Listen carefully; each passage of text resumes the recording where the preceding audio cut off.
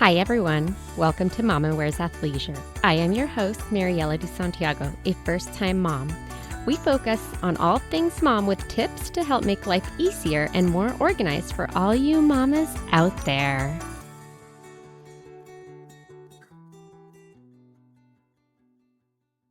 Hi, everyone. Today I'm here with Monica Frydach from Moving Like a Mother, and we're going to talk a little bit about C-section care and recovery and what that looks like. Thank you so much for having me today. Like you said, my name is Monica. I am a pelvic floor physical therapist. I have been in practice for about 10, going on 11 years now. My background is I did orthopedics for a long time. And then when I got pregnant with my first child, I really just became passionate about the pregnant population, which drove me to just dive deeper into the pelvic health area and women's health. And I just truly feel like I found my passion there. I was practicing within a hospital setting for a while, like an outpatient hospital. And then actually in early 2022, I opened my own practice called Moving Like a Mother, Physical Therapy and Wellness.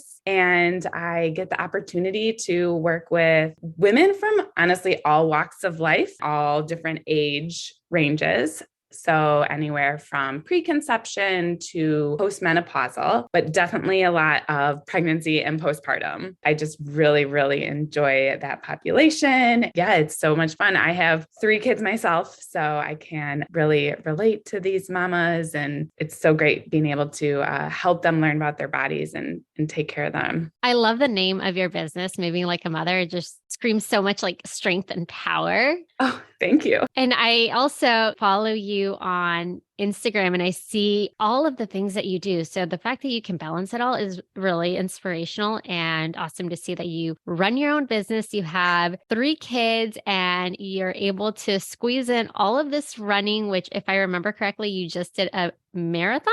A half marathon. A half marathon. Thank you so much. While your kids were there in the playroom. So it's so nice to be like, oh my gosh, this is like reality and we all do this. And it's okay to have a messy house while you're able to focus on yourself and the kids can see that mom is doing what she likes. Yes.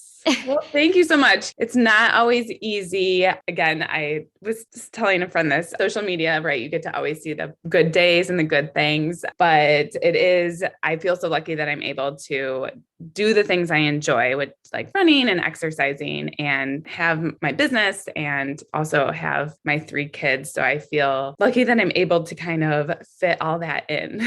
I did want to pick your brain on all of this. So just to kind of start off, what is a C-section? I myself had one. Some have them planned. Some don't realize that they're going to have one until, you're told, hey, this is the route we have to take. A C-section is the short name for a cesarean section. And it is the surgery that occurs when you don't have a vaginal delivery. Like you mentioned, it can be either planned or unplanned, but it's a way to get baby out in a safe way, so to speak. If maybe the vaginal delivery isn't going as planned, or maybe there's some health risks to the mother. It's actually fairly prevalent right now. They say 1/3 of births are born via cesarean delivery in the US. Yeah. That's a pretty big number. It is big. It's actually on the rise. And there's a lot of differing opinions about why that is. So, I will leave those answers to Google, but there's a lot of different things out there. So I think what is unfortunate is that there's not a ton of education given to women beforehand. I think we all hope for this great birth experience. And sometimes we have in the back of our minds that, we might need a cesarean or a C-section, but we don't maybe really think it will happen. And it's often not something that we're maybe preparing for unless, of course, it is a planned C-section. But even then, I think there is a big gap in the information that is provided to women beforehand about how they can prepare for a C-section and maybe then what they should be doing after a C-section. So that is definitely an area that I'm passionate about, spreading more education and just awareness, because it is a major surgery. And I think because it's so common, we've kind of forget that it's a major surgery. So true. For me, as a working mom at the time, you look at what your maternity leave is going to look like. And if you have a vaginal birth, you're given 6 weeks. I'm in California, that's what it is here. If you Mhm. have a cesarean section, then you're given 8 weeks. Why is the recovery longer than it is for a vaginal birth? And I know that you mentioned this already in that it is a major surgery. So I never thought about this until after it happened to me, but it's like, oh Yeah. my gosh, my body is literally getting cut into. Yes. Yes. So it's 7 layers that they cut through. And what's unique about a surgery or an incision, right? That's, we'll say, made by a human, right? Is the tissues heal a little bit different. So it sometimes takes a little bit longer. And again, those 7 layers that all kind of need to heal up, it takes time. And that is the biggest reason for the longer time allotted for that recovery. It depends to your outcome for a vaginal delivery, right? Some women go and have a vaginal delivery and have no problems. There are different degrees of tearing that can occur also with a vaginal delivery. And sometimes those women, for the same reasons, actually need a little bit of a longer recovery. It's all about the healing process. So it takes tissue a while to heal and our muscles to kind of generate and get a little stronger so that we can safely do the things that we have to do day to day. But it's kind of the overarching reason why there's a little bit more time given to women who underwent a C-section. Definitely mentioned how we don't have that education to know how we should care for our recovery. I know for Yeah. me, I was fortunate to have some help, but I still wanted to do it all because I didn't know what limitations I was going to have. Not having had a baby prior, I didn't really have limitations. I could just keep pushing my body. And now it was like, you have to listen to your body. Mm-hmm. I had to have my husband push me out of the bed. He would try to pull me up. I'm like, no, no, no, because then I'm using my core muscles. Mm-hmm. I need you to push me from the back, like literally just both hands.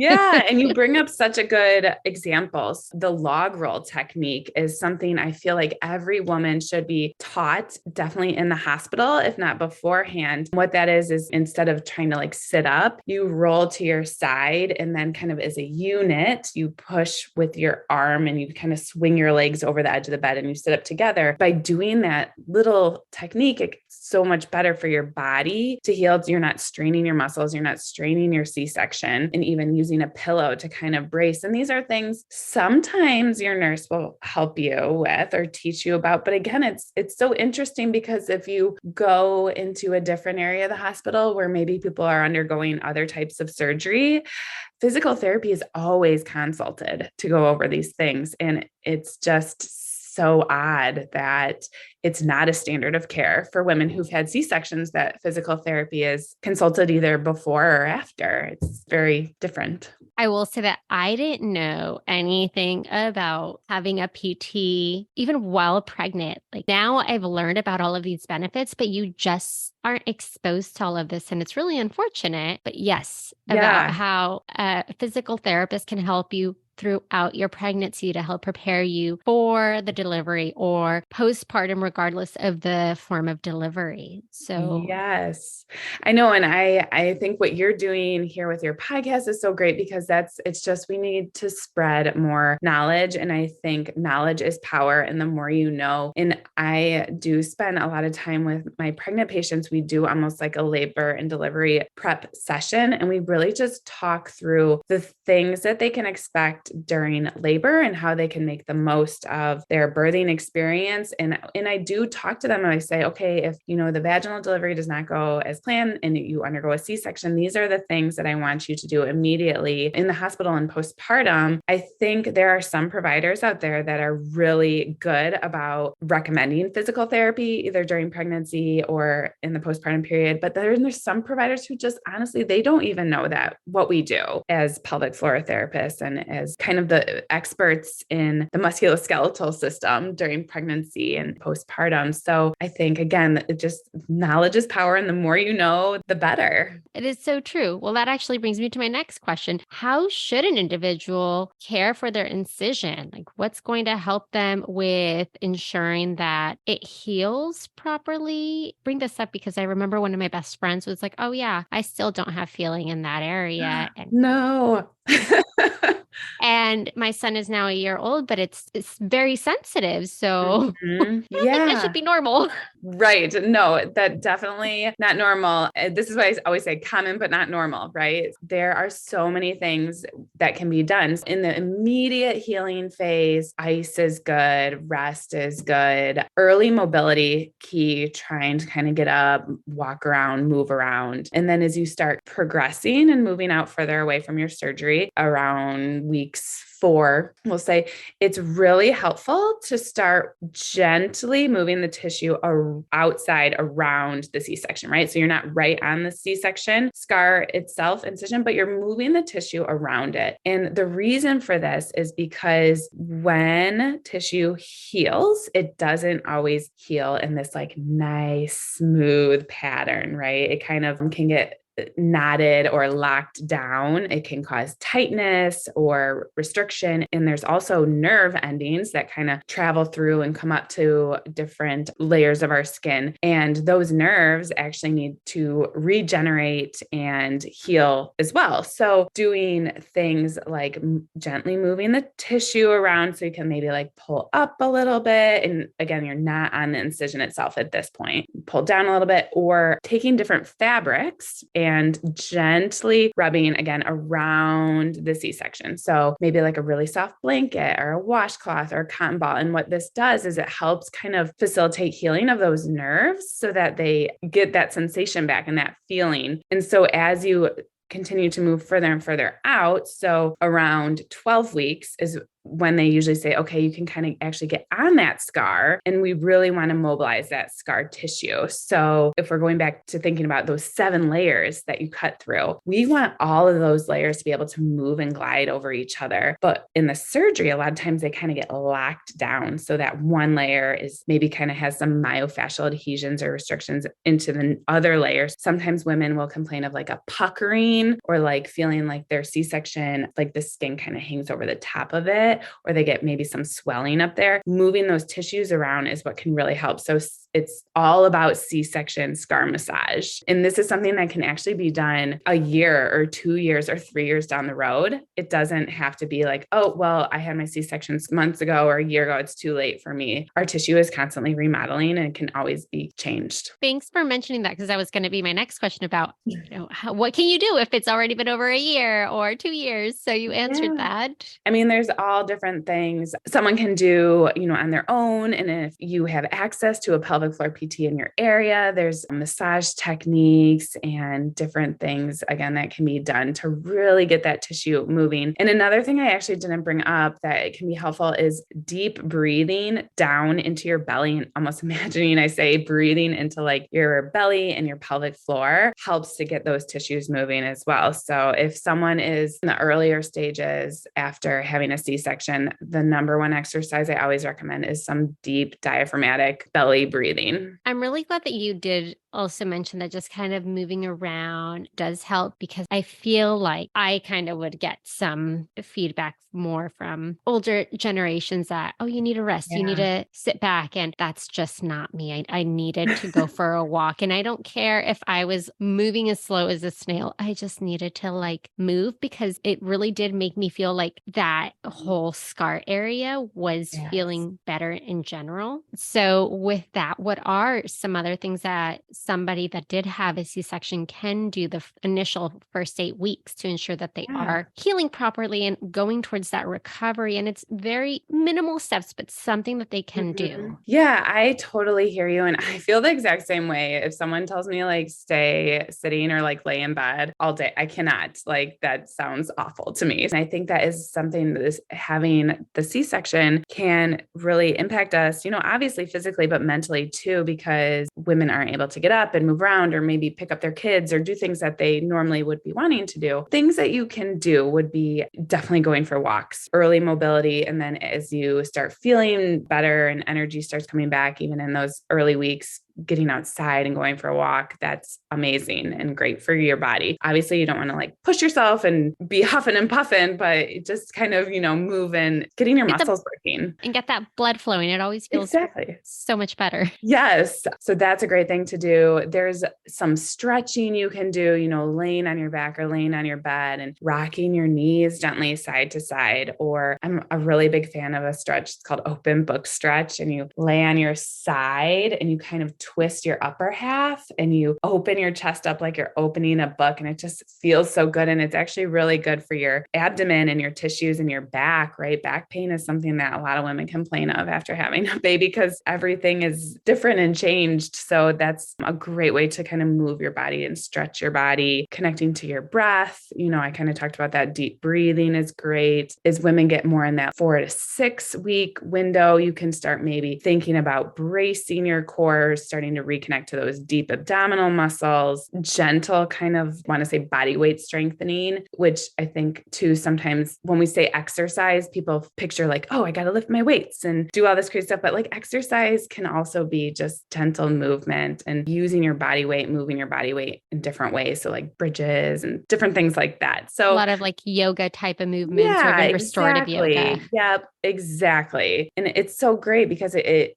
builds that brain to muscle connection, and which actually helps muscles get stronger again and helps you in your postpartum recovery. Finally, my last question. Do you have any other tips, suggestions, or recommendations for anyone that is either possibly going to have a C-section or ended up having a C-section? Yeah, definitely. Obviously, I think my biggest recommendation would be to work with a pelvic floor physical therapist. You can find one in your area by going to pelvicrehab.com and you just type in your area code and any registered therapist will pop up. You can also talk to your provider and see if they have someone they recommend. I'm really big on advocating for yourself. Unfortunately, like we talked about earlier, some providers we have to. Yes, we do. And it's okay to just be like, hey, I heard that I should maybe see a pelvic floor therapist. Can you recommend someone or write me an order? I mean, you actually don't need a doctor order to go see a physical therapist, but it just kind of streamlines it if you're someone who goes through the hospital systems. That would be my biggest recommendation. Really educate yourself, find some resources that you trust.